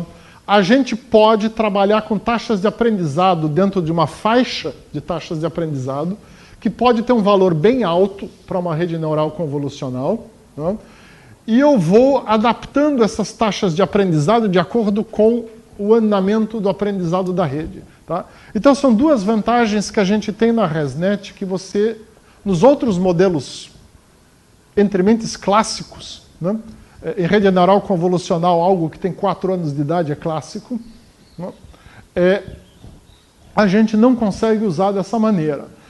Então, essa é uma razão pela qual eu sugiro para vocês que estão começando, não têm muita experiência, etc., tá? Usem ResNets para fazer os trabalhos de vocês, porque muito provavelmente vai ser o melhor caminho, é o caminho mais seguro, e é o exemplo que a gente trouxe para vocês naquele notebook ali, que eu vou aproveitar para dar uma executada rápida agora. Alguma dúvida ou alguma pergunta sobre isso? Tá? Então, gente, esse notebook aqui, tá? Ele está naquele GitHub que eu passei para vocês. Eu passei uma mensagem esses dias agora, dizendo que eu atualizei o notebook. Opa, foi demais. Eu consigo empurrar isso aqui para cá? Consigo, né? Para a gente poder ver os dados e ver isso aqui. Beleza. Tá? Então, esse é um notebook do Jeremy Howard, ali do FastAI. Eu só fiz algumas alterações para ele ficar mais didático. Tá? Se vocês olharem aqueles exemplos que eu coloquei aqui, tá? Esses exemplos que estão publicados no Towards Data Science ou do Medium, tá? Eles são exemplos que usam a mesma estratégia, só com dados um pouco mais complicados do que os cachorros e gatos que a gente tem aqui. Tá? Alguém de vocês tem dúvidas sobre como usar Jupyter Notebooks no Google Colab? Ninguém? Mais ou menos? A gente fez um tutorial. Esse tutorial ele vai estar aqui. Onde é que está? Usando a nuvem para os seus trabalhos. Tá? Aqui tem um tutorial para Google Colab. Tá? E tem um tutorial também para um outro ambiente, que é o ambiente da IBM, que supostamente vocês têm, se vocês forem alunos do CTC, vocês têm acesso gratuito limitado. Eu não sei quantas horas de processamento, tá? Tá mais lá para o final, dentro desse tutorial. Tá? Acho que é Azure o nome, né? Eu não me lembro mais. É isso, né? Da IBM. Hã? Azure. Não, é da Microsoft, é isso. Não é da IBM, é da Microsoft. Tá? É isso aí. Tá? É o acordo UFSC e Microsoft. Tá? Vocês têm. Todo mundo que for aluno do CTC, eu não sei, alguém aqui é aluno da ciência da informação ou do design? Não, então todos vocês são alunos do CTC, com a conta de vocês do IDUFSC, vocês têm acesso ao Azure. Vocês podem processar lá também. Tá? A minha sugestão é, não tentem, porque vocês vão ter um número limitado de horas, a hora vai acabar, e aí vocês vão ter que portar tudo para outro lugar. É preferível fazer no Google Colab de cara, que fica mais simples de vocês trabalharem. Tá? Então aqui estão os três repositórios, o original do Jeremy Howard, tá? E os dois que são meus. Esse notebook vocês vão achar nos 3 repositórios. No original vocês vão achar a versão original e não essa versão mais didática aqui. Tá? Então, basicamente o quê? A hora que eu vou aqui iniciar o meu runtime, tá? Eu tenho que lembrar de ter um runtime GPU. Tá? Aí eu inicio, ele vai me dizer quanta memória e quanto disco. Aqui tem uma visão, se eu clico em Files, uma visão do espaço em disco. Tá? Isso aqui é um espaço de disco temporário. Você vai perder tudo que tem aqui a hora que o notebook acabar de executar. Se você quiser guardar essas coisas, eu sugiro montar o seu Google Drive e aí passar os dados para lá depois. Antigamente a gente tinha que fazer isso via código. Nos exemplos que eu tenho aqui, nos notebooks, a gente tem o código para montagem do Google Drive. Entre mentes, o Colab está vindo com um botãozinho aqui para você montar direto o seu Google Drive. Você clica aqui, ele vai pedir a senha da Google sua, tá? E ele já vai montar o Drive ali. Tá? Então, a gente precisa de algumas inicializações aqui, que são as mesmas do matplotlib, etc., que a gente fazia antes. Isso aqui é um código que eu incluí, que é para você ver o seguinte, tá? Qual foi a GPU que você ganhou. Então, ontem à tarde eu estava fazendo uns testes em casa, estava com sorte, a Google estava me dando uma P100. Hoje nós ganhamos a K80, tá? Que em termos de processamento corresponde a uma NVIDIA GTX 1080 com 8 GB. Essa aqui tem 11 GB, mas é mais lenta, na média acaba sendo a mesma coisa. Tá?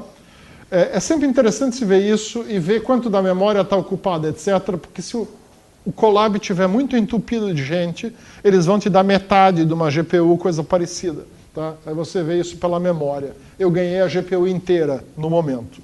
Tá? Carreguem todas as coisas que você precisa. Tá? No notebook original não tem esse import aqui, eu coloquei isso para eu ir salvando a minha rede. Tá? Você tem que incluir, mas está aqui. Aqui tem vários tamanhos de batches, quer dizer, de blocos de imagens que vão ser passados, dependendo da memória disponível. Tá? Essas imagens de cães e gatos, que são tamanho padrão em Imaginet, uma K80 deve dar conta de 128 imagens de cada vez. Tá? Então é o que eu vou botar aqui. Ontem eu rodei na P100 com 256 imagens e foi. Tá? Se der pau de memória agora, tá? A gente já vai ver que nós temos que diminuir o batch size. Tá? Isso aqui é só informação sobre essa função. O FastAI tem um monte de funções de alto nível. Então, por exemplo, ele já tem o caminho direitinho lá para o dataset de Oxford dos cachorros e gatos. A gente simplesmente vai baixar aqui. tá? Ele vai copiar para minha pastinha temporária aqui no Colab, tá? Se você trabalha com dataset grande, você vai treinar por etapas. Por favor, guarde no seu Google Drive e monte o Google Drive. Não faça isso que eu estou fazendo aqui, tá? Aí você olha os dois exemplos lá. Se eu não me engano, no começo aqui a gente fala de um monte de coisa, de dermatoscopia, etc, etc. Aqui tem o código, não, tá, para Google Drive eu preciso importar alguma coisa, onde é que está? Não está aqui. São as funções. Para só clicar também tem essa opção entre mentes, mas aqui eu achei que tinha, não, esse aqui eu acho que eu estou carregando diretamente. Uhum, sim. Tá. Aqui eu estou carregando diretamente também. Tá? Eu acabei, acho que não botando no Drive. Deixa eu ver se nesse aqui eu usei o Drive, no código que está aqui. Mas se não tiver aqui, tem uma explicação de como usar o Drive lá.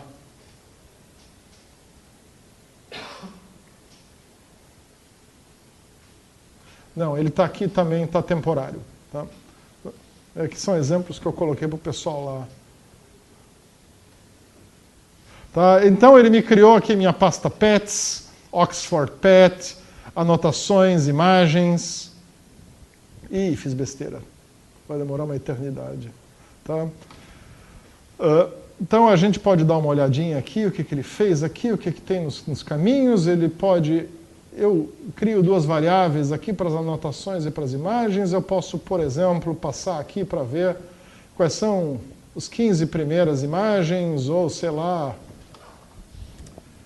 35 primeiras imagens.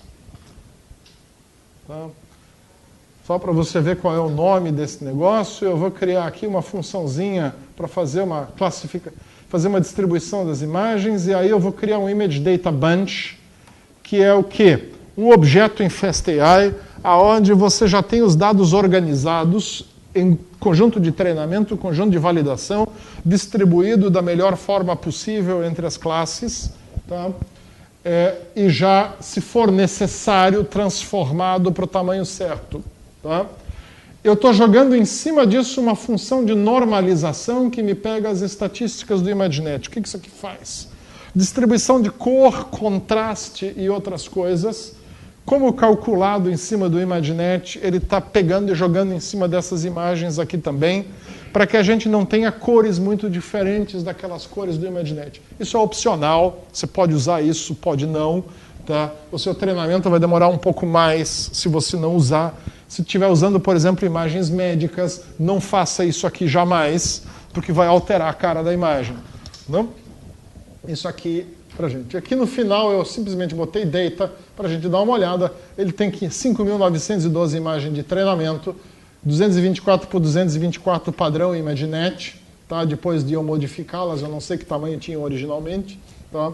E eu tenho 1.478 imagens de teste, de validação. Tá? Ele separa em validação e teste, porque a validação é usada no cálculo do erro durante o treinamento, o teste não. Tá? Aí aqui eu mandei mostrar alguns exemplos. Tem ali alguns gatos, uns cachorros, etc. Tá? Ele bota a classe e bota um exemplo da classe para você dar uma olhada. Tá? Se você quiser saber quantas classes tem, tá? A variável classes do Image Data Bunch vai ter lá as suas classes, todas elas aí bonitinhas, como foram extraídas do nome do arquivo. Tá? Então, a gente vai treinar uma rede qualquer. Tá? Eu vou criar uma ResNet 34, que é o que eu sugiro a vocês fazerem com qualquer problema de vocês. Tá? Assim, normalmente, a não ser que você tenha um problema muito complexo, difícil de treinar, etc., o Luiz vai dar um exemplo para vocês. Tá? A ResNet 34 é uma boa métrica. Se ela treinou bem, eu até tentaria com uma ResNet 18 para ver se não treina também. Eu só começaria com redes maiores, como a ResNet 50, 101 ou 152, se eu tive problemas em treinar com a 34. Mas a 34 é uma boa métrica do tamanho do seu abacaxi. Tá? Aqui foi carregado, aqui já está a rede toda para você olhar, é a mesma que a gente viu antes. Tá? Eu vou treinar usando o Fit One Cycle, que é esse método de treinamento que eu falei para vocês com otimização de hiperparâmetros, só que eu não vou usar parâmetros personalizados para ele. Por quê? Tá? Eu carreguei a rede, por default, quando o FastAI carrega uma rede qualquer, ele carrega em modo de Transfer Learning. Então, a única coisa que ele fez para essa rede foi criar uma rede backpropagation de saída nova, tá?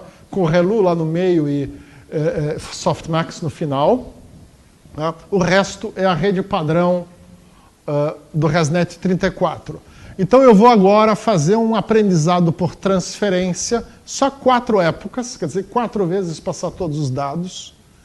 E vamos ver se vai dar pau, porque eu não tenho certeza se aquele conjunto, aquele batch de 128 não é muito grande para os 11 GB aqui. Parece que não. Hã? Não consegui. Ontem à tarde, toda vez que eu tentava, eu estava conseguindo. Agora de manhã, ele só me deu K80. Hã? Ou eles queriam fazer propaganda para mim, que tinha uma placa, aí eu usei ela várias vezes e depois disso morreu a chance de usar. Então, tava. Agora, ou eles não gostam de IP da UFSC, pode ser. Estava fazendo de casa. Tá? O pessoal na UFSC que treina um monte de rede neural, então eles só dão K80. Sei lá. Pode ter sido por acaso também. Não sei. Mas ontem, assim, eu fiz vários testes e sempre ganhei uma P100, no meio da tarde. Que é final da manhã na Califórnia, devia estar entupido. Pode ser. Tá. Possibilidade eu fiz 4 da tarde, 4:30 da tarde, 11:30 da manhã na Califórnia, de repente. Pode ser. Não.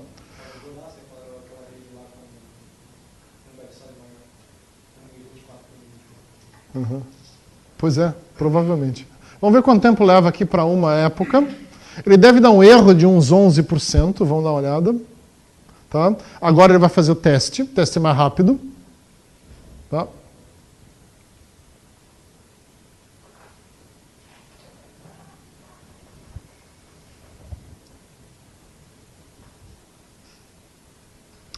Um minuto e 47. Estava levando 30 e poucos segundos ontem. Tá? Mas assim, tá? Vocês veem que o erro, na primeira passada, um conjunto de dados que a rede nunca viu na vida, tá? Teve um acerto de quase 90%. Tá? 89,2% de acerto. Tá? Por que isso? Porque a rede está pré-treinada no ImageNet. O ImageNet tem gato e cachorro lá. Tá? Então as características para descrever gato e cachorro já estão na rede. A única coisa que a gente fez aqui foi dar uma adaptadinha para esses gatos e esses cachorros, e o fato de que aqui nós estamos dividindo os gatos e cachorros em raça de gato e raça de cachorro. Né? São 37 classes, e não 2. No ImageNet tem 2 classes, gato e cachorro. Né? Aqui você tem mais. Mas então, quando a gente pega um conjunto de dados que é similar ao conjunto de dados, a uma parte do conjunto de dados aonde a rede foi pré-treinada, tá? Esse treinamento é muito rápido. Tá? Vocês vão ver agora, ele vai continuar melhorando, ele deve parar em 7% de erro, por aí. Tá? Ontem eu tentei várias vezes, uma vez parou em 9, horrível, e outra vez parou em 6, bati palmas. Mas é mais ou menos por aí que esse tipo de exemplo aqui vai parar. E se você chegou em menos de 10% de erro no Transfer Learning, pare, porque está bom. Né? Não faz sentido a gente ir mais adiante, porque você vai ter que fazer um fine-tuning de qualquer forma. Tá? E é difícil você manter aqueles 10%, aqueles menos de 10% a hora que você começar o seu fine-tuning. Vai piorar de novo. E aí depois começa a melhorar. Você vai bagunçar tudo lá dentro da rede. Não? Tá? Quando usa aquelas imagens de médicos, usa essas redes, mesmo jeito, eu usei o mesmo ImageNet, tá? Ó, eu acho que eu tenho aqui, deixa eu ver se eu não me engano, esse aqui é o vamos pegar aqui o da malária, que é um problema fácil, tá? Esse dado de malária é um dado muito bobinho, então ele é fácil de treinar. É quase que um overkill eu treinar isso com uma rede neural, tá? Eu usei a ResNet 34 aqui também. Vamos dar uma olhada aqui, ó. Tá? Foi isso aqui que aconteceu na ResNet 34 com aquilo, tá? Eu cheguei já na primeira passada em 8% de erro. Tá? Essa malária é mais fácil de treinar do que gato e cachorro. Tá? E aqui eu cheguei, em princípio, 3,6% de erro só no Transfer Learning. Tá? Em 10 épocas. Oi? Como?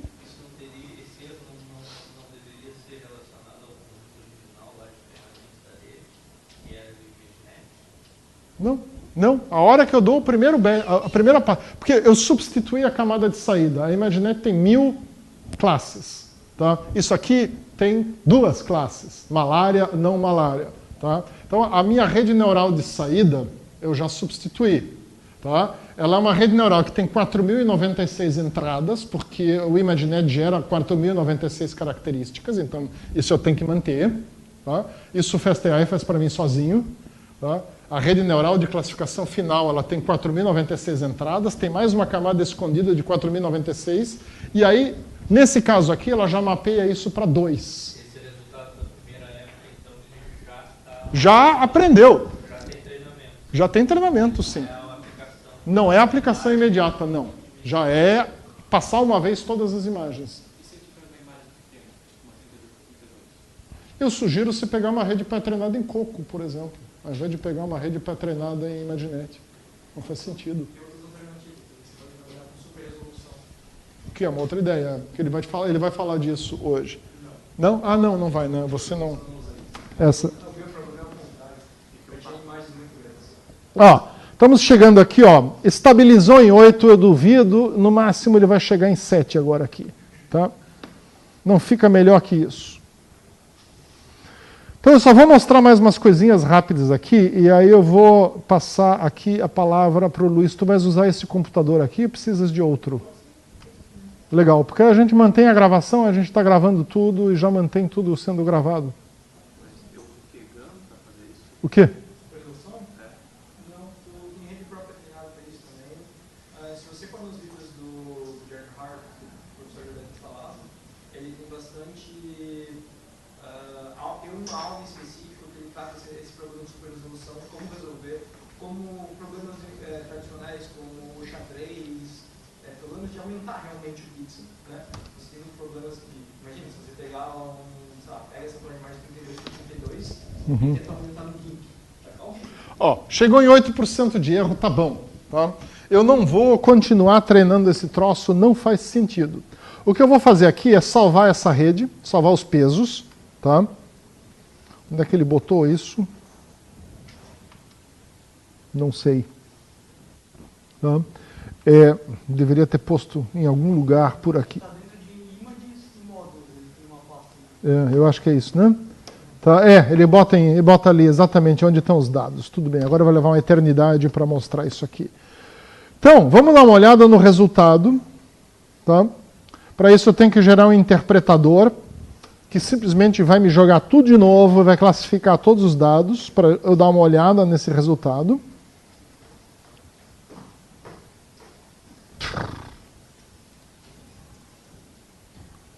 Tá, provavelmente é isso aqui, que eu vou tirar fora aqui para não avacalhar o browser.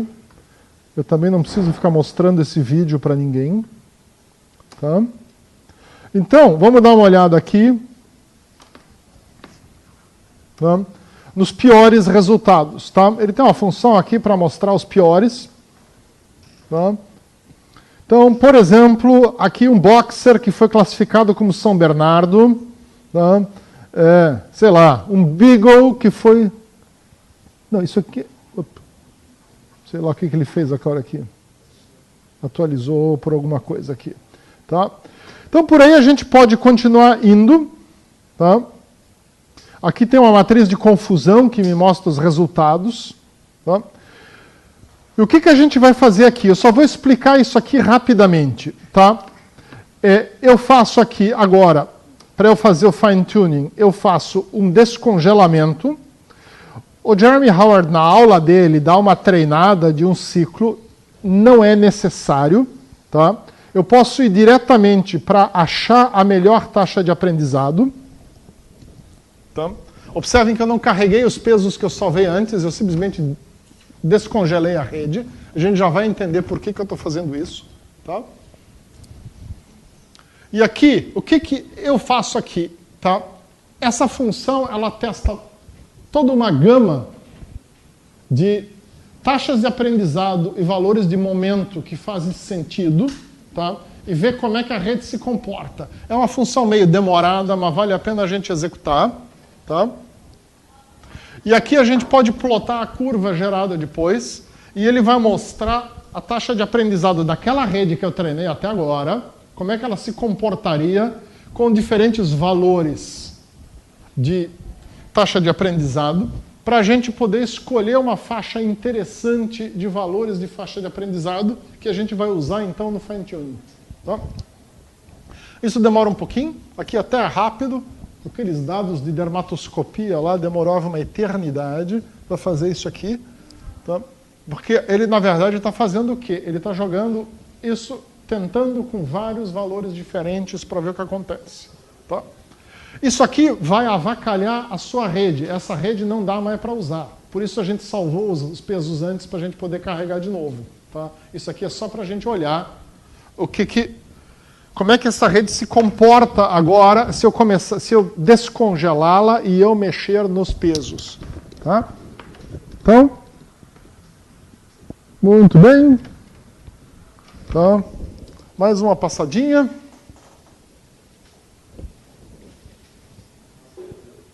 Oi? Anota number, por quê? Estranho.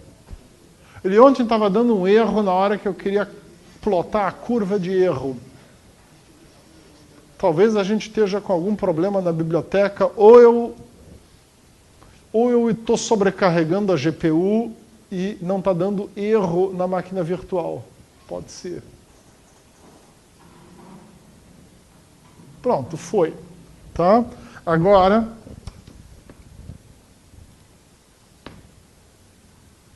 tá? O que a gente tem aqui? Nós temos uma faixa, tá?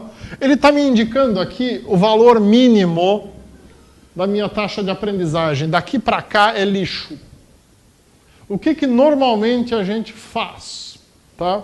Agora aqui vem um pouco de pagelança. Tá? Tipicamente a gente pega o valor mínimo como um intervalo, um ponto do intervalo, e duas ordens de grandeza acima como outro ponto do intervalo. Então, se eu estou pegando aqui 10 na menos 5, tá? Eu vou pegar 10 na menos 3 aqui. Tá? Que é, na verdade, essa faixa interessante aqui, esse platô que a gente tem aqui.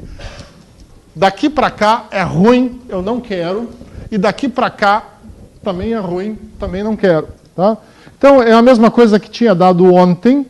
Então, o que eu crio? Eu crio simplesmente uma faixa de valores, um slice em Python, aonde eu tenho esses dois valores aqui. Tá? E é isso que eu vou passar para o meu atributo Maximum Learning Rate, aqui, para eu fazer o meu aprendizado. Eu só tenho que lembrar do seguinte, com esse Learning Rate Find eu fiz bobagem, então eu vou carregar os meus pesos que eu salvei antes, tá? E aí eu posso mandar dar um unfreeze e treinar de novo aqui, tá? Isso agora vai demorar, porque agora eu estou treinando a rede inteira e não mais apenas a camada backpropagation de saída. Se a gente esperar isso aí terminar, o Luiz não vai dar a palestra dele de hoje. Então, vamos passar a palavra para o Luiz.